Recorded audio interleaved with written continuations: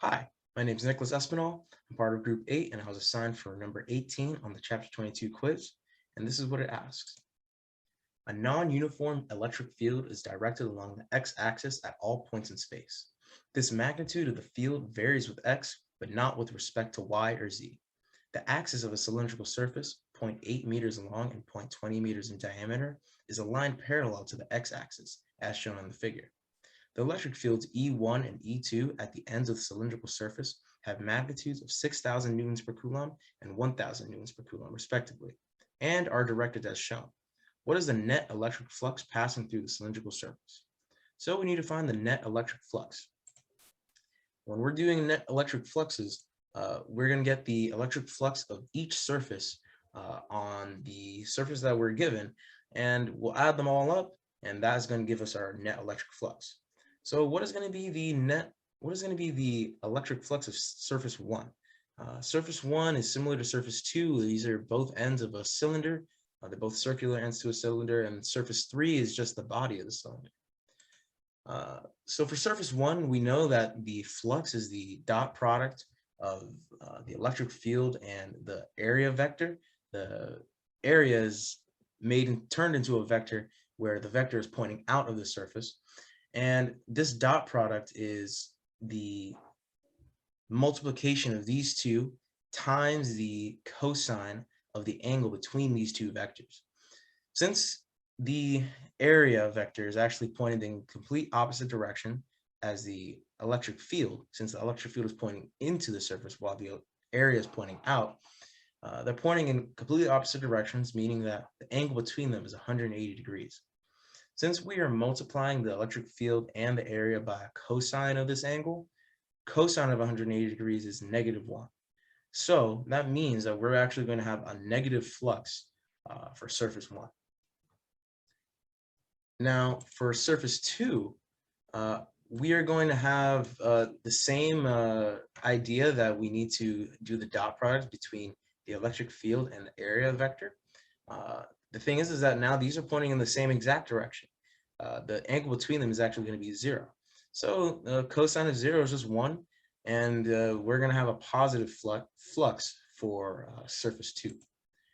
For surface 3, it's going to be the dot product again, but the thing is that the area vector is actually going to be pointing perpendicular in a perpendicular angle from the electric field vector.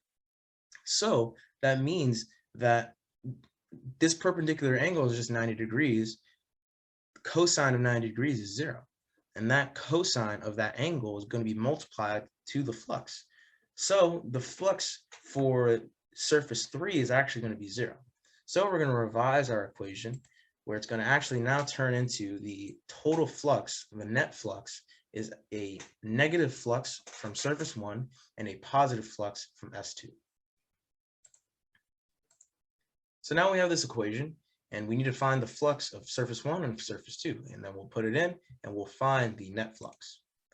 From what we're given, we find that the electric field E1 is 6,000 newtons per coulomb, and now we need to find the area of surface 1.